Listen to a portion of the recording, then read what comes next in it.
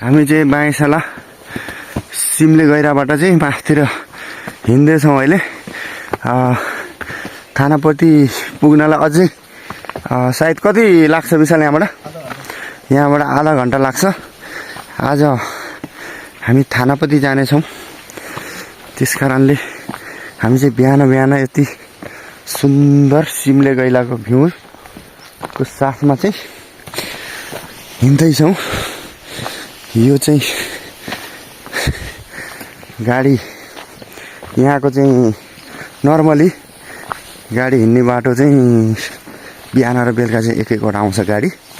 यस public धेर नभएर गाडी चाहिँ एउटा मात्रै आउँछ। हाम्रो विशाल हिँड्दैछ गर्मीमा, जाडोमा गर्मी भइरहेछ। हेर्नुहोस् त माथितिर भ्यूज हेर्नुहोस् त, यस्तो दामी छ। गाउँतिर मान्छे सबै सिद्धिसके, सबै सहर पसिसके। अब यस्तो यो उकालो हिँड्दाखेरि चाहिँ अलि स्यास्या हुन लागेको छु। म चाहिँ यतातिर छु। यहाँ हाम्रो लाटो भाइ पनि छ साथमा। गर्मी हुनुहुन्छ भने धेरै गाह्रो भइरहेको छ है त साथी।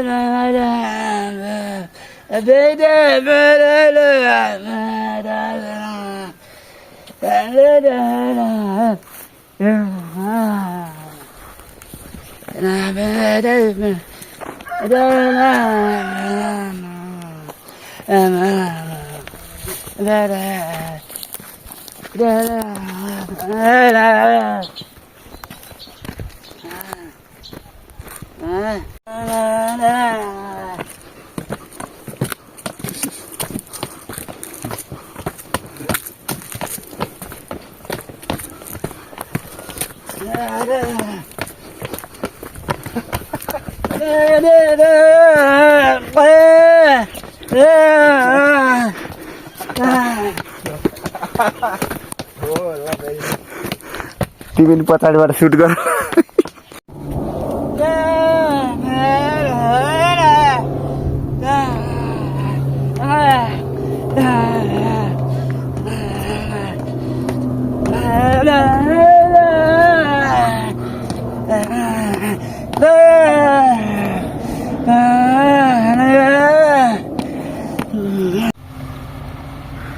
यो चाहिँ सिमले गइरहेको बस हो कि आउँदैछ यस्तो मजाले यसरी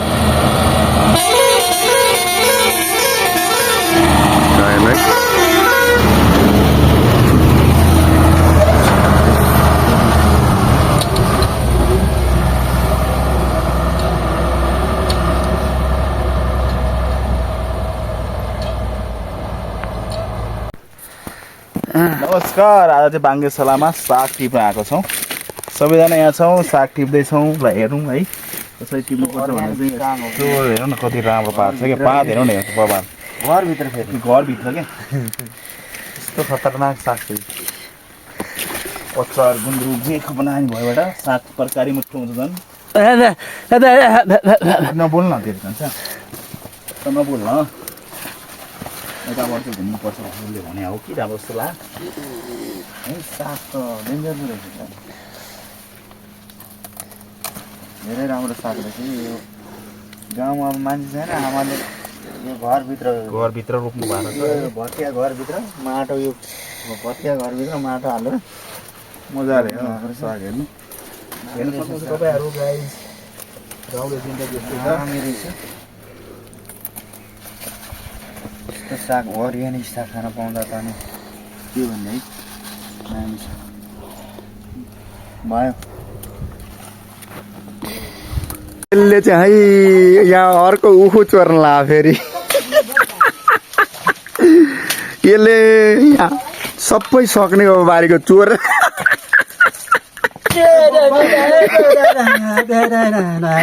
पुरा उखु चोरेर यसले। ओइ अरूले अलि राम्रो खालेले। यो त है यो खाने मान्छे नभएको जस्तो है। गाइस खतरनाक है यहाँहरू आज मलाई अहिले बिस्तारी तर यसले काट्न नजाने आमा खोत्रा काट्दै खतरनाक रहेछ है रसै रस इस काट्दैछ यसले आमा गाउँमा चाहिँ है मान्छे नभएपछि यो एउटा चाहिँ लाटो हाम्रो लाटो यसरी मकै चोरेर ल्याउँदैछ है किन भन्दैन अब गाउँमा मान्छे नै छैनन् चोरेर लिएर आएर हाँस्दैछ टाम्ना यसले मकै खोजेर लिएर ओइ तैँले चोरेर लिएर आएको हो चोरेर लिएर आएको यो कसको हो आमाको होइन यो चोरेर होइन आमाको होइन उहाँ परको हो उहाँ त्यस कारणले यो चोरेर ल्याएछ यसले मकै अहिले पनि यहाँ हेर्नु न कस्तो छ गाउँघरतिर यो बाख्रा गोरु यसरी गाउँघरतिर बाँडेको याद तपाईँहरूलाई हुन्छै हुँदैन अहिले त सबैजनालाई लाखापाखा लगाइसक्यो गाउँमा कोही छैनन् है पुरा सुनसान छ तैपनि अलिअलि मात्रै चाहिँ मान्छे छन् तैपनि यो जाडो महिनामा चाहिँ गाई गोरुहरू बाख्राहरूलाई चाहिँ यसरी गोठ बनाएर चट्ट बारीमा चाहिँ यो भएपछि मोल बोक्नु पर्दैन जस्तै आज अब यो 2 दिन 3 दिन यहाँ यो बाख्राहरू गाईहरू बाँडेपछि यिनीहरूले पिसाब गर्छन् अनि त्यहाँबाट यिनीहरूले चाहिँ के अरे टोइलेट गरिसकेपछि यो चाहिँ मल रहेको पछि बोक्नु पर्दैन भनेर यो सजिलोको लागि अब जस्तै यहाँ 2-3 दिन यहाँ बाँड्यो अनि 2-3 दिन पछाडि फेरि अन्त हामी चाहिँ पुरै यो चाहिँ रामेछाप जिल्लामा चाहिँ बाङ्गेसला सिम्ले भन्ने ठाउँमा छौँ यति हरियाली छ है जाडो महिनामा धेरै रमाइलो छ है यहाँ चाहिँ मान्छे चाहिँ छैनन् गाउँघरतिर सुन्ने भइसक्यो तर पनि गाउँको दृश्य चाहिँ एकदम रमाइलो छ मान्छे छ अहिले बस्ने बेलामा अब एक्लै हो अब नाति पनाति छन् घरमै छ गरम भयो त यो हालत के हुन्छ र गरम त काठमाडौँ कोही सिन्धुली कोही मन्थली गाउँघरतिर पुरै सुन्ने भइस आमा है गाउँघरतिर पुरै सुन्ने भइस सुन्ने त अहिले त 3 कोठामा मठाहरू मधेस जात बाबु ओ नमिलेर छ यो एउटा कोठा विषय यो एउटा छ ए टिचर हो होइन क्या माथि पढाउने एउटा चाहिँ पानी त छोरा जाडो नभने मलाई चाहिँ जरङ हुन्छ अब चाहिँ सरग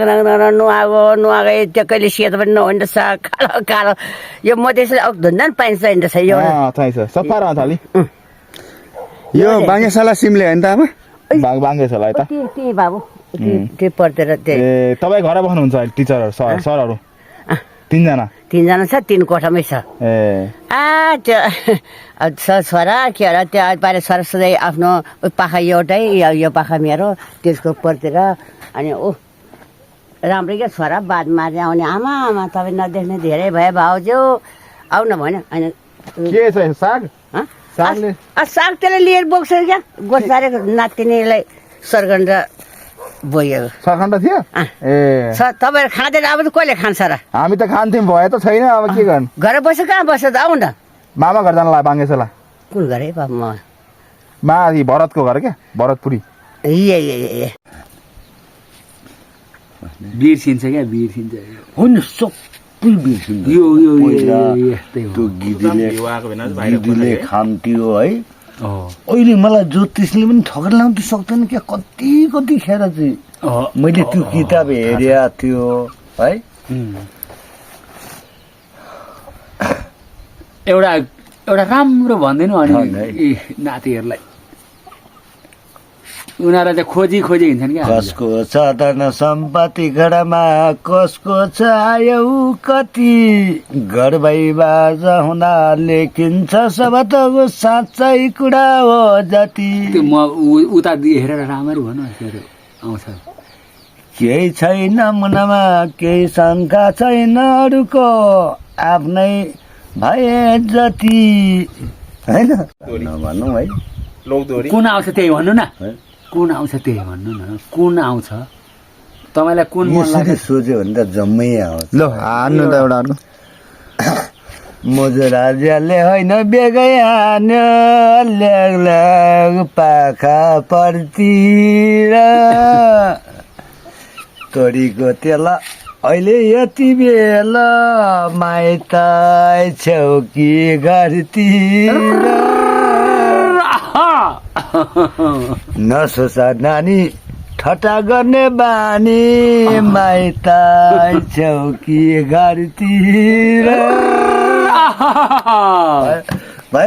ठाडो भाकामा भनौँ कि लोकदोहोरीमा भनौँ कि लोकदोहोरी एउटा है लोकदोहोरी लोकदोहोरी तिमीले कति खाने मलाई कति दिने 4 पैसाको जाबोस